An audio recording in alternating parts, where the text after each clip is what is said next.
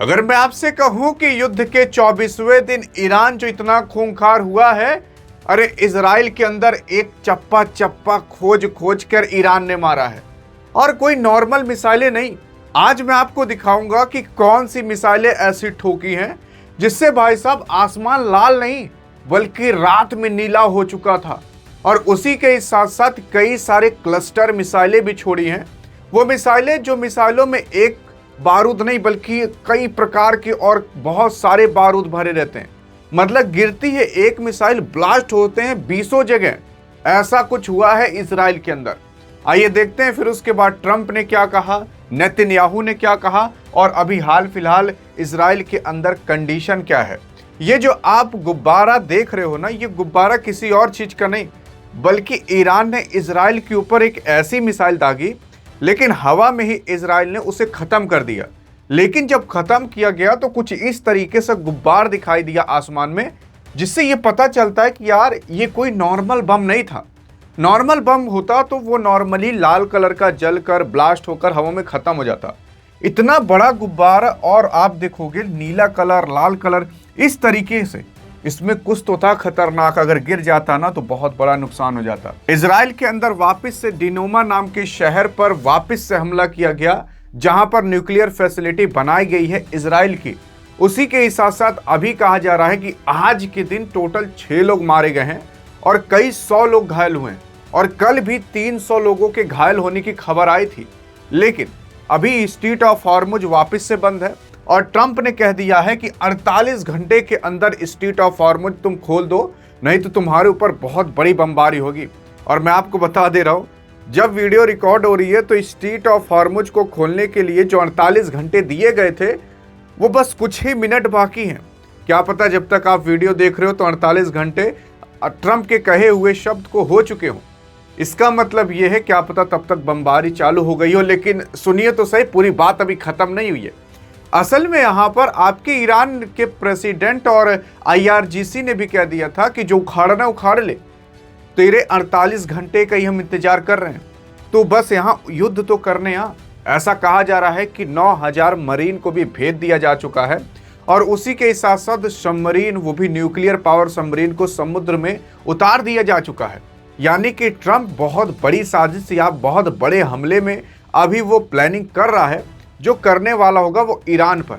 लेकिन ईरान भी कह रहा है तुम आओ तो सही, इसी के लिए हमने 25 साल से पूरी पूरी व्यवस्था की है। लेकिन एक बार देखते हैं कि आखिरकार हुआ क्या है इजराइल के अंदर और किस तरीके से बमबारी होते हुए दिखाई दी है।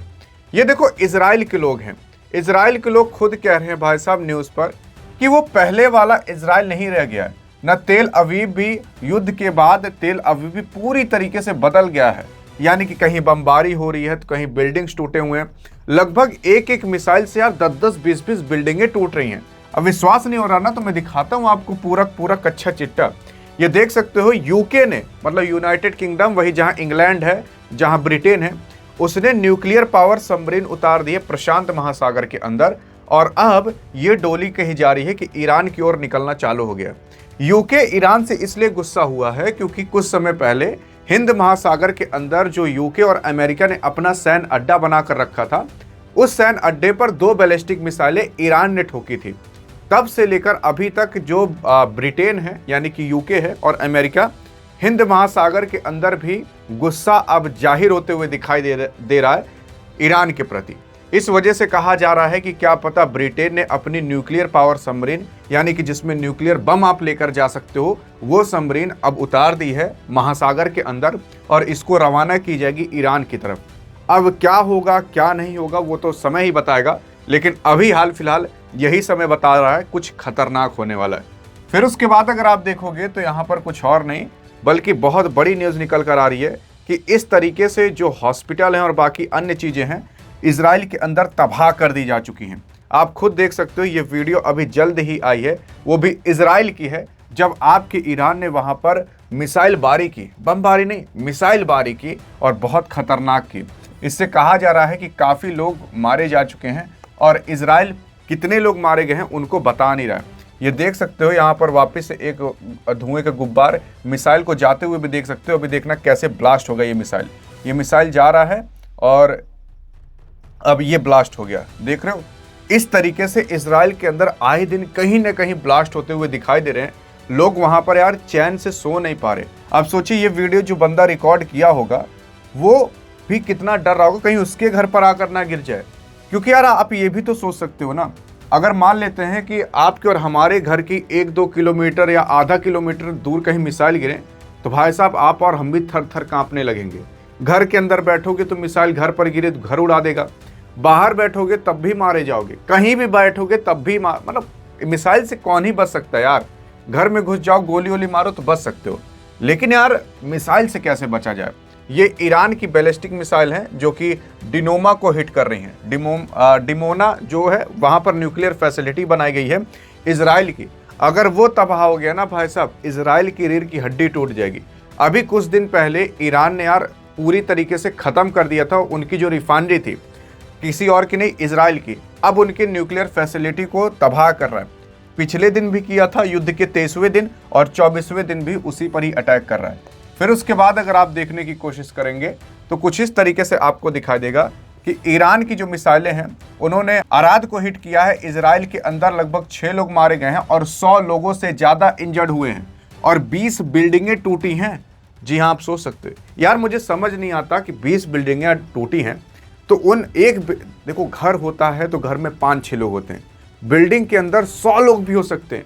और जब बिल्डिंग टूटती है भाई साहब ना तो 2-4 लोग 6 लोग नहीं मारे जाते, कईयों लोग मारे जाते हैं। इस वजह से यहाँ पर बहुत कम डाटा बताया जा रहा है इजराइल के अंदर 6 लोग मारे गए। अरे यार एक बार में ना 30-30, 40-40 लोग मारे जाते होंगे लेकिन बताया नहीं जाता होगा। अब सोच कर देखिए ये 100 लोग इंजर्ड दिखाई दे रहे हैं ना, इनकी भी केवल सांसें ही चल रही होंगी, कब ये भी टपक जाए कुछ पता नहीं होगा। ये सारी चीजें कोई बताता नहीं है। इस तरीके से रेस्क्यू ऑपरेशन वहां पर चला जा रहा है, लोगों को खोजा जा रहा है कि कहाँ मतलब दबे उबे तो नहीं है बिल्डिंग के अंदर। तो ये सारी चीजें अभी इजराइल के अंदर आज 24वें दिन चल रही है। जैसे आज तारीख है लगभग 23 तारीख, लेकिन युद्ध का 24वां दिन है क्योंकि इस महीने के एक दिन पहले युद्ध चालू हो चुका था।